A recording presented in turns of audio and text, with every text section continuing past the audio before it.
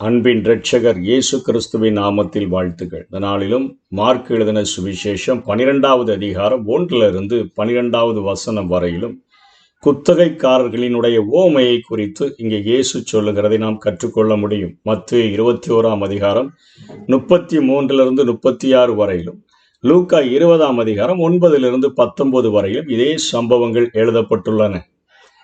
கடைசி வார நிகழ்வுகளிலே ஆண்டவர் எருசலேம் ஆலயத்தில் நிற்கும் பொழுது தன்னை சுற்றி இருக்கிற அந்த பரிசேயர்கள் மற்றும் ஆலய சம்பந்தப்பட்டவர்களை பார்த்து ஆண்டவர் சொல்லுகிற ஒரு ஓமையை குறித்து இங்கே பார்க்கிறோம். இங்கே திராட்சை தோட்டத்தை உண்டாக்கி அதை சுற்றிலும் வேலி அடைத்து ரசத்தொட்டியை உண்டு பண்ணி கோபுரத்தையும் கட்டி தோட்டக்காரருக்கு குத்தகையாக விட்டு புரதேசத்துக்கு போயிருந்தான் என்று சொல்லி, திராட்சை தோட்டத்தை உண்டாக்கின எஜமானாக தேவனையும் அதை சுற்றிலும் அவர் வேலி அடைத்து ரசத்தொட்டியை உண்டு பண்ணினா அறுவடைக்கான எண்ணம், கட்டாயம் ஒரு மிகப்பெரிய விளைச்சல், அதில் ஒரு அறுவடை உண்டு என்கிற காரியத்தையும் கோபுரத்தையும் கட்டி என்று சொன்னால் காவல் கோபுரம், பாதுகாப்பை உறுதிப்படுத்தும்படியான காவல் கோபுரத்தையும் கட்டி தோட்டக்காரருக்கு என்று சொன்னால் யூத தேசத்தின் தலைவர்களுக்கு ஆண்டவர் அங்கே கொடுத்துவிட்டு கொஞ்ச நாள் அதை கண்டும் காணாதவர் போல் இருந்ததை குறித்து புரதேசத்துக்கு போயிருந்தான் என்று ஆண்டவர் சொல்லுகிறதை பார்க்கிறோம். திராட்சை தோட்டத்து கனிகளில் தனது பாகத்தை வாங்கி கொண்டு வரும்படி பருவ காலத்தில் அவர்களிடத்தில் ஒரு ஊழியக்காரனை அனுப்பினான். அவர்கள் அவனை பிடித்து அடித்து வெறுமையாய் அனுப்பிவிட்டார்கள் என்று சொல்லி பார்க்கிறோம். சங்கீதம் 80வது அதிகாரம் 8ஆம் வசனத்திலிருந்து 11ஆம் வசனம் வரையிலும் பார்த்தோம் என்று சொன்னால், ஆண்டவர் அவர்களுக்கு ராஜ்யத்தை கொடுத்ததை குறித்து தெளிவாக சங்கீதக்காரன் எழுதுகிறார். நீர் எகிப்திலிருந்து ஒரு திராட்சை செடியை கொடியை கொண்டு வந்து ஜாதிகளை துரத்திவிட்டு அதை நாட்டினீர், அதற்கு இடத்தை ஆயத்தப்படுத்தினீர், அது வேரூன்றி தேசமெங்கும் படர்ந்தது, அதன் நிழலால் மலைகளும் அதன் கிளைகளால் திவ்யமான கேதுருக்களும் மூடப்பட்டது, அது தன் கொடிகளை சமுத்திர மட்டாகவும் தன் கிளைகளை நதி மட்டாகவும் பரவ விட்டது. அதாவது மிகப்பெரிய ஒரு வல்லரசாக இஸ்ரவேல் தேசமானது மாறிவிட்டது. அது நம்ம தாவீது நாட்கள்லாம் சாலமோனி நாட்களெல்லாம் ஒரு மிகப்பெரிய பொற்கால ஆட்சியானது இஸ்ரவேல் தேசத்திற்கு கிடைத்தது. அப்படியாக அது ஆசீர்வதிக்கப்பட்ட அந்த நாட்களிலே ஆண்டவர் அவர்களிடத்திலிருந்து கனிகளை எதிர்பார்க்கிற பொழுது அவர்கள் செய்த கிரியைகளைத்தான் இங்கே ஆண்டவர் சொல்லுகிறார். என்ன, அவர்கள் அடித்து வெறுமையாய் அனுப்பிவிட்டார்கள். கனிகாலம் சமீபித்த போது தனது பங்கை வாங்கி கொள்ளும்படியாக அனுப்பப்பட்டவர்களை, அந்த குத்தகைக்காரர்கள் என்பது அங்கே இருக்கக்கூடிய அந்த யூத தலைவர்களை, தேசத்தினுடைய தலைவர்களை, அங்கே உள்ள ஜனங்களை குறிக்கக்கூடியதாக இருக்கிறது. அடித்து வெறுமையாய் அனுப்பிவிட்டார்கள். வேறொருவன் மேல கல்லெறிந்து தலையில காயப்படுத்தி அவனை அனுப்பிவிட்டார்கள். மறுபடியும் வேறொருவனை அனுப்பும்போது அவனை கொலை செய்தார்கள். வேறு அநேகரை அனுப்பின போது சிலரை அடித்து சிலரை கொன்று போட்டார்கள் என்று சொல்லி நாம் பார்க்கிறோம். எரேமியா 7ஆம் அதிகாரம் 25ஆம் வசனத்துல, உங்கள் பிதாக்கள் எகிப்து தேசத்திலிருந்து புறப்பட்ட நாள் முதல் இந்நாள் மட்டும் நான் தீர்க்கதரிசிகளாகி என் ஊழியக்காரர்களை எல்லாம் தினம் தினம் உங்களண்டைக்கு ஏற்கனவே அனுப்பி கொண்டே இருந்தேன்.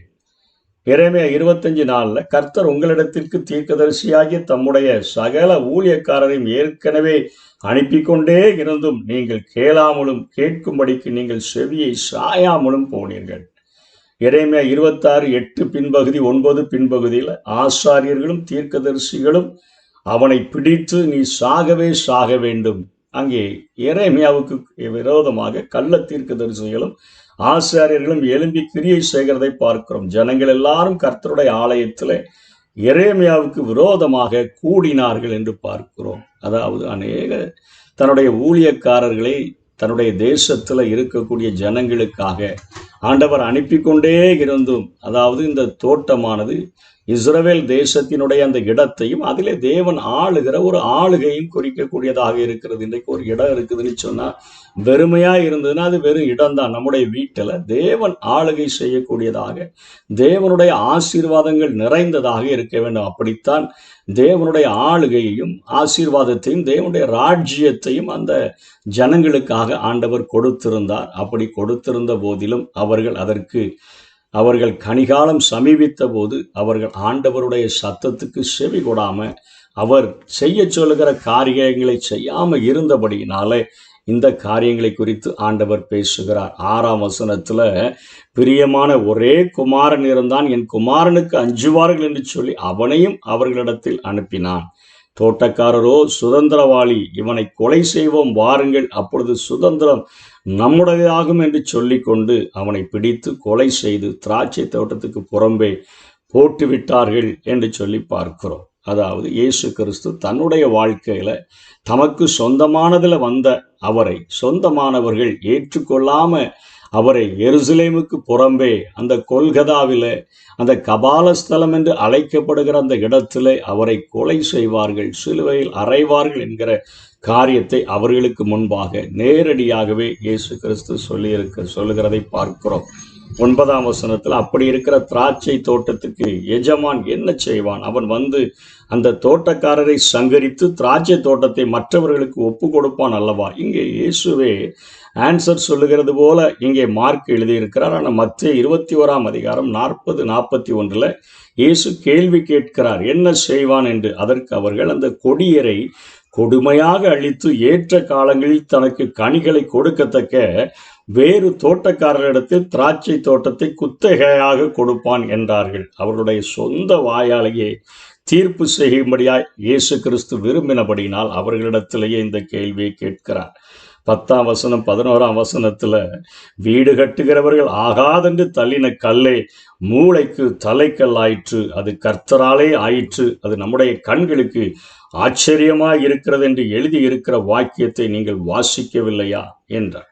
இயேசு கிறிஸ்து தன்னை குறித்து சங்கீதம் 118, 22, 23 சொல்லப்பட்ட வார்த்தைகளை இங்கே எழுதியிருக்கிறதை வாசிக்கவில்லையா என்று இங்கே நினைவு கூறுகிறதை பார்க்கிறோம். இந்த உவமையினுடைய ஆவிக்குரிய கருத்தை அங்கே ஆண்டவர் பொருத்தி காட்டுகிறதை பார்க்கிறோம். தள்ளப்பட்ட கல் அவரே.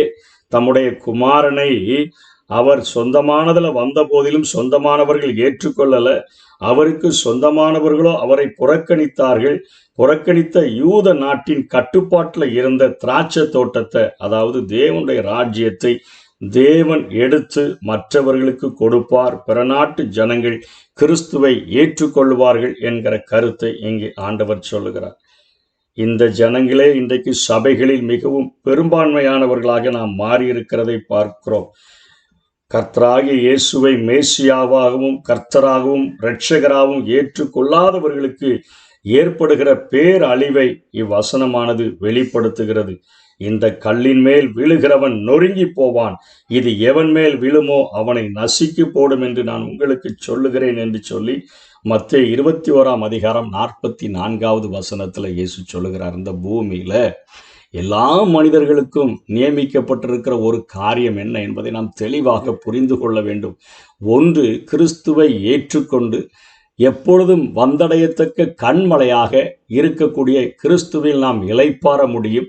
இல்லை என்று சொன்னால் அவருக்கு எதிர்த்து நிற்கிற மனிதர்களை அது நொறுக்கி போடும் என்று சொல்லி பார்க்கிறோம். அது எவன் மேல அந்த பாறை விழுமோ அது அவனை நசுக்கி போடும் என்று சொல்லி, வந்தடையத்தக்க கண்மலையாக நான் இருக்க வேண்டுமா, இல்லை உன்னை நசுக்கி போடுகிற பாறையாக நான் இருக்க வேண்டுமா என்று சொல்லி ஆண்டவர் கேட்கிறார். ஒன்று, மனிதர்களுக்கு அவர் எப்பொழுதும் வந்தடையத்தக்க ஒரு கண்மலையாக இருக்க முடியும். இல்லை என்று சொன்னால் அவர் ஒரு இடறுதலுக்கு ஏதுவான கல்லாகவும் தவறுதலுக்கு ஏதுவான கண்மலையாகவும் அவர் மாறி போக முடியும் என்கிற கருத்தை இங்கே ஆண்டவர் சொல்லுகிறதை பார்க்கிறோம்.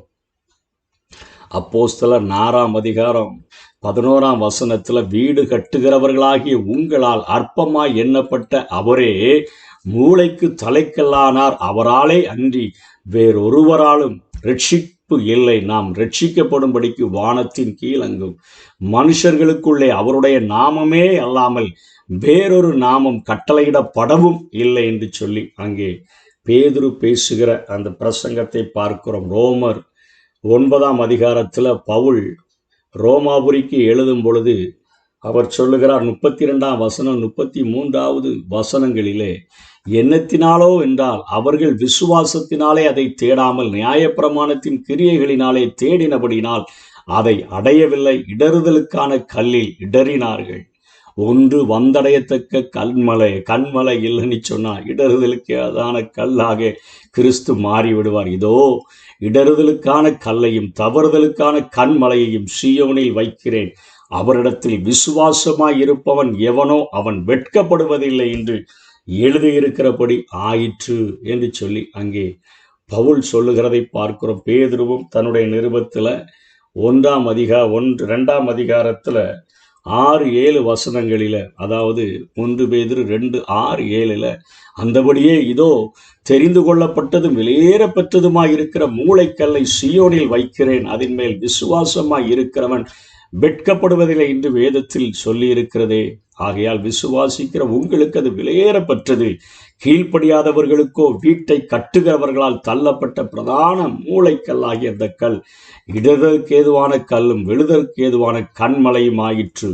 ஆகவே இயேசு கிறிஸ்துவை எப்பொழுதும் வந்தடையத்தக்க ஒரு கண்மலையாக நாம் ஏற்றுக்கொள்ள வேண்டும். இல்லை என்று சொன்னால் அவரால் நாம் இடறி விழக்கூடியவர்களாக, தவறி விழுந்து விடக்கூடியவர்களாக, கிறிஸ்துவை உடையவன் ஜீவனை உடையவன், கிறிஸ்து இல்லாதவன் ஜீவன் இல்லாதவன் என்கிற அந்த வார்த்தைகளை நம்முடைய வாழ்க்கையில் உள்வாங்கி கொண்டு அவருக்கு பிரியப்படுத்துகிற காரியங்களை செய்து அவருடைய பாதங்களை தழுவி கொண்டு வாழும்படியாய் அழைக்கப்பட்டிருக்கிறோம்.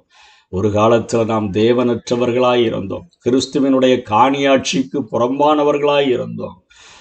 நாம் ஒரு காட்டு ஒலிவ மரத்தினுடைய கிளைகளாய் இருந்தோம். நல்ல ஒலிவ மரத்தின் கிளைகளாகிய யூதர்களை ஆண்டவர் முறித்து போட்டுவிட்டு காட்டு ஒலிவ மரத்தின் கிளைகளாகிய நம்மை அவர் அந்த ஒலிவ மரத்திலே, நல்ல ஒலிவ மரத்திலே நம்ம ஒட்ட வைத்து இருக்கிறார். அந்த மிகப்பெரிய ஒரு கிருபையை, அந்த ஸ்லாக்கியத்தை ஒவ்வொரு நாளும் நினைத்து பார்க்கிறவர்களாக, ஆண்டவரை தேவனற்ற எங்களுக்கு, காணியாட்சிக்கு புறம்பான எங்களுக்கு, காட்டு ஒலிவ மரத்தின் கிளைகளாகிய எங்களுக்கு, தூரமாயிருந்த எங்களுக்கு நீர் சமீபமாய் வந்து உம்முடைய ராஜ்யத்தை குறித்த அறிவை பெற்றுக்கொள்ளும்படியாகவும், அந்த ராஜ்யத்திற்கு நாங்கள் தகுதி உடையவர்களாக எங்களை ஆயத்தப்படுத்தும்படியாகவும் ஆண்டவரை இவ்வளோ பெரிய கிருபையை கொடுத்திருக்கிறீரே, அதை அணைத்து கொண்டு அதை நாங்கள் நம்பி ஆண்டவரை உமக்குள்ளாக வாழ எங்களுக்கு உதவி செய்வோம் என்று கேட்போம். எப்பொழுதும் வந்தடையத்தக்க கண்மலையாக அவர் நமக்கு இருப்பார். கர்த்தர் தாமே நம்மை ஆசீர்வதிப்பாராக. ஆமென். கண்மலையானவரே, என்னை காக்கும் தெய்வம் நீரே, என் கண்மலையானவரே, என்னை காக்கும் தெய்வம் நீரே, வல்லமை மாட்சிமை நிறைந்தவரே, மகிமைக்கு பாத்திரரே, வல்லமை மாட்சிமை நிறைந்தவரே, மகிமைக்கு பாத்திரரே.